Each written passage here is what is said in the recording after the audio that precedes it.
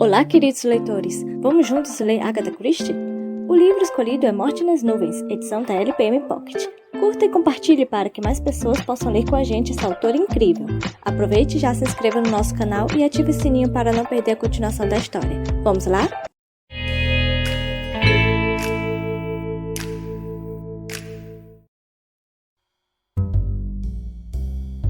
Capítulo 24 – Unha lascada. E agora?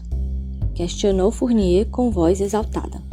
Ainda preocupado com a herdeira? Decididamente, essa é a sua ideia fixa. Nada disso, disse Poirot. Mas em tudo é preciso organização e método. É preciso terminar uma coisa antes de começar outra. Correu o olhar em volta. Mademoiselle Jenny está chegando. Por que não começa o déjeuner? Assim que eu me liberar, me encontro com vocês. Fournier aqueceu e ele e Jenny passaram ao restaurante. E então? Perguntou Jenny curiosa. Como ela é? A estatura um pouco acima da média, cabelos pretos, tez opaca, queixo pontudo. Parece passaporte, comentou Jenny. A descrição em meu passaporte é um verdadeiro desaforo, cheia de medianos e comuns. Nariz mediano, boca comum. E por acaso tem outro jeito de descrever uma boca? Testa comum, queixo comum. Mas olhos incomuns, interpôs Fournier. Cinza não chega a ser uma cor lá muito empolgante. E quem foi que disse, mademoiselle, que olhos cinzentos não empolgam? Observou o francês inclinando-se sobre a mesa. Jenny não conteve o riso. A sua proficiência na língua inglesa é, respondeu ela, admirável. Conte-me sobre Anne Morissot. Ela é bonita? Assez bien, salientou Fournier com cautela. E ela não é Anne Morissot, é Anne Richard. Está casada. O marido foi junto? Não. Por que será que não? Ele está no Canadá ou nos Estados Unidos. Explicou algumas circunstâncias da vida de Anne. Quando a narrativa aproximava-se do fim, Poirot uniu-se a eles. Não escondia o desapontamento. E então, mon cher? Indagou Fournier. Falei com a própria diretora, Mère Angélique. Sabe, não deixa de ser romântico fazer uma ligação transatlântica. Falar com tanta facilidade com alguém do outro lado do mundo. Fotografia telegrafada. Quer coisa mais romântica? A ciência é o maior romance que existe. Mas o senhor dizia... Falei com Mère Angélique. Confirmou exatamente o que a senhora Richards nos contou sobre as circunstâncias em que ela foi criada no Institut de Marie. Falou com bastante franqueza sobre a mãe que deixou Quebec ao lado de um francês interessado no mercado de vinho. Na época, ela ficou aliviada que a criança não sofresse a influência da mãe. Do ponto de vista da diretora, Gisele estava no mau caminho. Dinheiro era enviado com frequência, mas Gisele nunca sugeriu o encontro. Pelo visto, a conversa com ela foi uma repetição do que ouvimos hoje de manhã. Praticamente. Só que com um pouco mais de detalhes. Anne Morissot deixou o Institut de Marie 6 anos atrás para trabalhar de manicure. Depois, se empregou numa casa de família e, nesse cargo, trocou Quebec pela Europa. As cartas não eram frequentes, mas Mère Angélique recebia notícias dela 2 vezes ao ano. Ao ver um relatório do inquérito no jornal, ela se deu conta de que, com toda a probabilidade, Mary Morissot, vítima, e a Mary Morissot de Quebec eram a mesma pessoa. E quanto ao marido? Questionou Fournier. Agora que temos certeza de que Gisele foi casada, o marido pode se tornar um fator relevante? Pensei nisso. Foi uma das razões de eu ter ligado. George Lima, o marido de Gisele, era o tipo de gente que trata mal as pessoas. Foi morto no começo da guerra. Depois de uma pausa, observou de Joffre. O que foi que eu disse ainda agorinha? Não meu último comentário, o outro. Sem querer eu tive uma ideia. Falei algo significativo. Fournier repetiu o melhor que pôde o conteúdo das observações de Poirot. mas o homenzinho balançou a cabeça de modo insatisfeito. Não foi isso. Deixa pra lá. Virou-se para Jenny e a fez participar da conversa. Ao final da refeição, sugeriu que tomassem café no saguão. Jenny concordou e estendeu a mão para apanhar a bolsa e as luvas em cima da mesa. Ao pegá-las, seu rosto mudou de expressão de repente. O que é que foi, mademoiselle? Ah, não foi nada, respondeu Jenny com uma risada. Só lasquei a unha. Tenho que passar uma lixa. Súbito, Poirot sentou-se de novo. Não, murmurou baixinho. Os outros dois o olharam de surpresa. Monsieur Poirot, exclamou Jenny. O que aconteceu? Acabo de lembrar, disse Poirot, porque a cara de Anne Morisotti não me era estranha. Eu já a tinha visto antes, no avião, no dia do crime. Lady Horbury pediu que ela pegasse uma lixa de unha. Anne Morisotti é a criada de Lady Horbury. Capítulo 25. Estou com medo. A súbita revelação causou um efeito quase surpreendente nas 3 pessoas à mesa. Descortinava uma face inteiramente nova do caso. Agora estava provado que Anne Morisotti não estivera alheia à tragédia, mas sim presente na cena do crime. Demorou um bom tempo para todos reajustarem as ideias. Poirot fez um gesto frenético com as mãos, cerrou os olhos e contorceu o rosto em agonia. Só um minuto, implorou. Tenho que pensar, enxergar, vislumbrar como isso afeta minhas ideias sobre o caso. Tenho que fazer a mente retroceder. Tenho que lembrar, maldito, 1000 vezes maldito seja meu infeliz estômago, e eu preocupado só com minhas sensações internas. Quer dizer que ela também estava no avião, constatou Fournier. Entendo, começo a entender. Eu me recordo, disse Jenny. Uma garota alta, morena, fechou os olhos, esforçando-se para lembrar. Lady Horbury a chamou de Madeleine. Isso mesmo, Madeleine, confirmou Poirot. Lady Horbury a mandou até o fundo do avião para apanhar uma maletinha, um nécessaire vermelho. Quer dizer, atalhou Fournier, que a moça passou pertinho do lugar onde a mãe dela estava sentada? Exato. O motivo, disse Fournier com um grande suspiro. E a oportunidade. Sim, está tudo ali. Em seguida, numa ênfase repentina que destoava de seu costumeiro jeito soturno, deu um estrondoso tapa na mesa. Mas parbleu! Exclamou. Por que ninguém mencionou isso antes? Por que ela não foi incluída na lista de suspeitos? Já lhe contei, meu amigo, já lhe contei, comentou Poirot desanimado. Meu infeliz estômago. Sim, isso é compreensível. Mas tinha gente sem estômago embrulhado, os comissários de bordo e os outros passageiros. Talvez porque, ponderou Jenny, isso aconteceu logo no começo do voo. O avião tinha acabado de decolar e deixado Le Bourget para trás. E Gisele continuava em perfeita saúde 1 hora depois disso. Tudo indica que ela foi morta bem mais tarde. Isso é curioso, reconheceu Fournier pensativo. Será que houve ação retardada do veneno? Essas coisas acontecem. Poirot gemeu e pôs as mãos na cabeça. Tenho que pensar. Será que todo esse tempo estive redondamente enganado? Mon vieux, consolou Fournier. Esse tipo de coisa acontece. Comigo já aconteceu. Talvez tenha acontecido com o senhor. Às vezes temos que encolher o orgulho e readaptar nossas ideias. Isso é verdade, concordou Poirot. Talvez eu tenha dado demasiada importância a um detalhe específico. Eu esperava achar certa pista. Achei-a e construí meu caso a partir dela. Mas se eu estivesse errado desde o começo, se aquele fator especial fosse só o produto de um acidente, daí sim tenho que admitir que teria errado feio. Não pode fechar os olhos para a relevância dessa reviravolta, afirmou Fournier. Motivo e oportunidade. O que mais o senhor quer? Mais nada. Deve ter sido como o senhor sugeriu. A ação retardada do veneno é sem dúvida algo inusitado. Na prática, quase impossível, mas quando o assunto é veneno, tudo pode acontecer. É preciso levar em conta as individualidades. Sua voz foi murchando. Temos que deliberar um plano de operações, observou Fournier.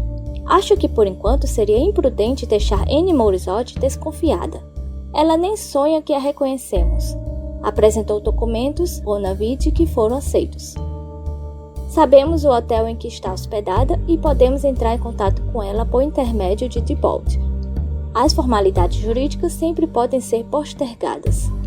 Temos 2 pontos estabelecidos, a oportunidade e motivo.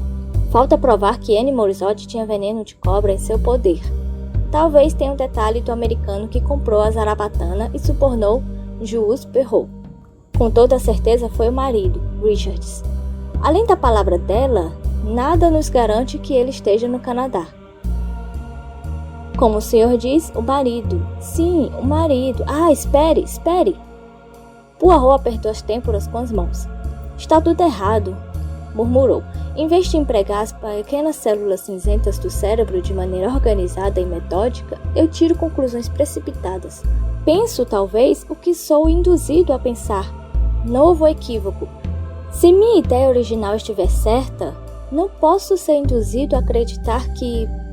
Interrompeu a fala. Não compreendo, disse Jenny. Poirot não emitiu resposta por 1 ou 2 instantes. Em seguida, afastou as mãos das têmporas, aprumou o corpo na cadeira e endireitou 2 garfos e um saleiro que perturbavam seu gosto pela simetria. Vamos raciocinar, disse ele. Anne Morissot pode ser tanto culpada quanto inocente do crime. Se for inocente, por que mentiu? Por que escondeu o fato de ser criada de Lady Horbury? Pois é, por quê? Endossou Fournier. Então aceitamos que Anne Morissot é culpada porque mentiu. Mas esperem, vamos supor que minha primeira teoria estivesse certa. Será que essa teoria se encaixa com a culpa ou com a mentira de Anne Morissot? Sim, é possível, mas com uma premissa. Neste caso, e se a premissa estiver certa, sob hipótese alguma, Anne Morissot deveria estar a bordo do avião. Os outros o fitaram com polidez e um interesse no máximo superficial. Fournier pensou. Agora entendo o que Jep, o inspetor inglês, quer dizer. Cria empecilhos, esse velhote. Tenta fazer um caso simples parecer complicado. Nega-se a aceitar uma solução fácil sem antes fingir que ela está de acordo com suas ideias preconcebidas. Jenny meditou. Não sei aonde ele quer chegar afinal. Por que a moça não devia estar a bordo do avião? Era obrigação dela acompanhar Lady Horbury se esta assim desejasse. Quer saber? Para mim, ele não passa de um charlatão. Súbito, Poirot inspirou fundo no sibilo. Lógico! Exclamou. É uma possibilidade e vai ser muito simples descobrir. Levantou-se. O que foi agora, meu caro? Intacou Fournier. Telefone de novo, disse Poirot. Ligação transatlântica para Quebec? Desta vez chamada simples para Londres. Scotland Yard? Não, residência de Lady Horbury, em Grosvenor Square. Se ao menos eu tiver a sorte de achar Lady Horbury em casa... Tenha cuidado, amigo. Não convém que Anne Morissot desconfie que andamos fazendo perguntas sobre ela. O mais importante é não deixá-la em estado de alerta. Sossegue. Vou ser discreto. Só quero fazer uma perguntinha de natureza inofensiva. Explicou Poirot com um sorriso. Se quiser, pode me acompanhar. Não. Faço questão. Os 2 homens saíram, deixando Jenny no saguão. Levou algum tempo para conseguir completar a ligação, mas Poirot estava com sorte. Lady Horbury almoçava em casa. Ótimo, diga a Lady Horbury que é Monsieur Hercule Poirot, falando de Paris. Seguiu-se um silêncio. Lady Horbury? Não, na verdade está tudo bem. Garanto que está tudo bem. Não é sobre aquele assunto. Só me responda uma coisa. Sim, quando a senhora viaja de Paris à Inglaterra de avião, a sua criada costuma acompanhá-la ou vai de trem? De trem? Quer dizer que naquela ocasião específica, Entendo. Tem certeza? Ah, ela foi embora? Sei. Largou o emprego sem aviso prévio. Mais oui, ignóbil ingratidão. É uma grande verdade. Que classe mais ingrata? É isso mesmo. Não se preocupe. Au revoir. E muito obrigado. Repôs o fone no gancho e se virou a Fournier com um brilho nos olhos verdes. Escute, meu amigo. Em geral, a ajudante de Lady Horbury viaja de trem e de barco. No dia do assassinato de Giselle, Lady Horbury decidiu de última hora que seria melhor que Madeleine fosse de avião também. Pegou o francês pelo braço. Rápido, meu amigo, alertou. Temos que ir até o hotel. Se minha ideiazinha estiver certa, e acho que está, não há tempo a perder. Fournier olhou Poirot fixamente. Mas antes que pudesse formular uma pergunta, Poirot tinha girado nos calcanhares e começado a caminhar a passos largos, rumo à porta giratória na saída do hotel. Fournier apressou-se atrás dele. Mas não entendo, por que tudo isso? O porteiro segurava a porta aberta de um táxi. Poirot pulou dentro do veículo, deu o endereço do hotel de Anne Morisot e recomendou. E pé na tábua! Fournier pulou para dentro do carro. O que aconteceu? Por que esta corrida louca? Esta pressa toda? Por que, meu amigo? Se, como eu disse, se minha ideia estiver certa, Anne Morisot corre perigo iminente. Pensa assim? Fournier não pôde evitar que uma entonação cética aflorasse na voz. Estou com medo, confessou Poirot. Bom dia, que táxi mais lento! O táxi naquele instante costurava a uns bons 65 km por hora no meio do trânsito com uma imunidade milagrosa graças à grande competência do motorista. Tão lento que logo vamos bater, retorquiu Fournier com acidez. E Mademoiselle Gray ficou lá plantada esperando a gente voltar após o telefonema. E em vez disso a gente vai sem avisá-la. Que falta de educação! Educação ou não, o que importa isso num caso de vida ou morte? Vida ou morte? Duvidou Fournier, encolhendo os ombros. Pensou consigo. A coisa estava encaminhada, mas esse maluco teimoso pode fazer tudo ir por água abaixo. Assim que a garota descobrir que estamos no encalço dela... E falou em voz persuasiva.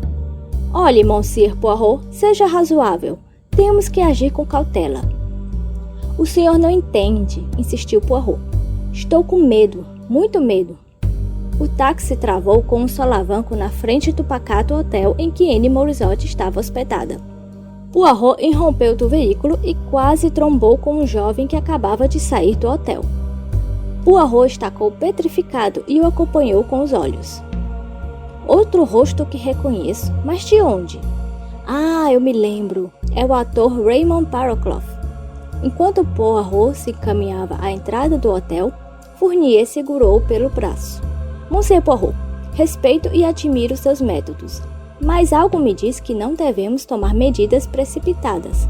Aqui na França, eu sou o responsável pela condução deste caso. Poirot o interrompeu. Entendo a sua ansiedade, mas não tema nenhuma medida precipitada de minha parte. Vamos fazer umas perguntinhas na recepção. Saber se Madame Richards está aqui. Se está tudo bem com ela. Isso não vai causar mal nenhum, vai?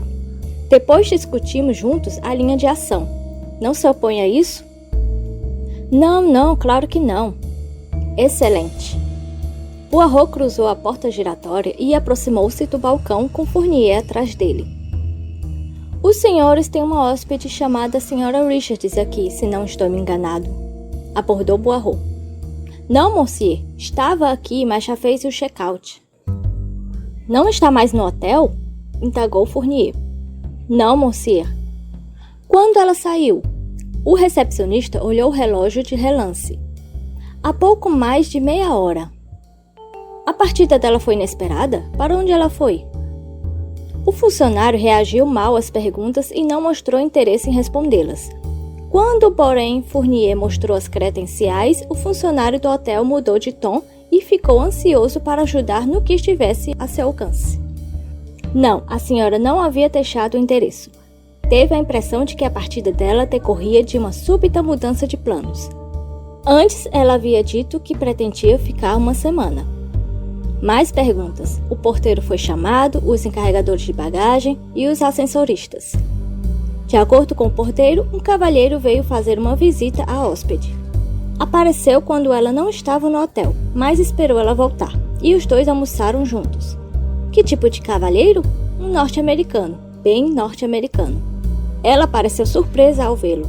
Depois do almoço, a moça mandou baixar a bagagem, pagou a conta e foi embora de táxi.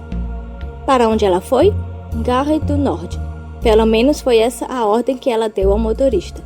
O americano foi com ela? Não, ela foi sozinha. Gare du Nord, disse Fournier. Isso quer dizer Inglaterra, ao que tudo indica. O trem das 2 horas. Mas pode ser só para despistar. Temos que ligar para Boulogne e precisamos também localizar o taxista. Parecia que os receios de Poirot tinham passado a Fournier. O rosto do francês transparecia preocupação. Com diligência e eficácia, pôs em andamento as engrenagens da lei.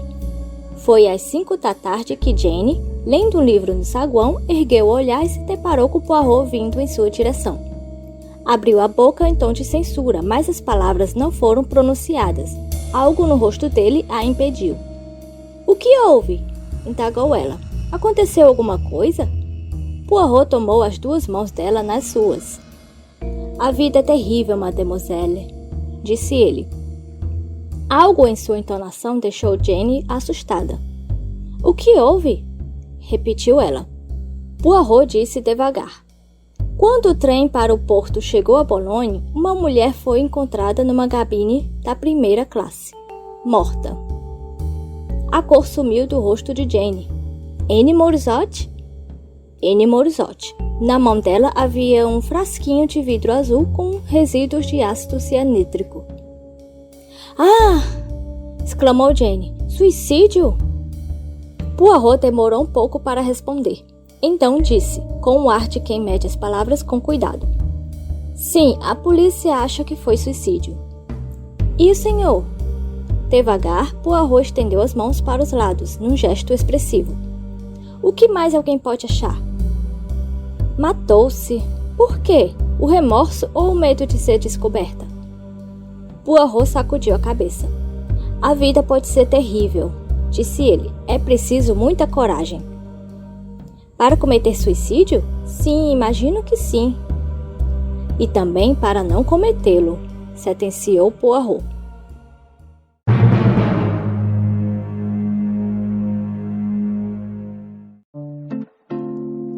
E então, o que acharam dos capítulos? E que acontecimentos, hein? Estão preparados para o capítulo final? Se gostou, deixe seu like e compartilhe para mais pessoas e não perca o próximo capítulo. Até mais!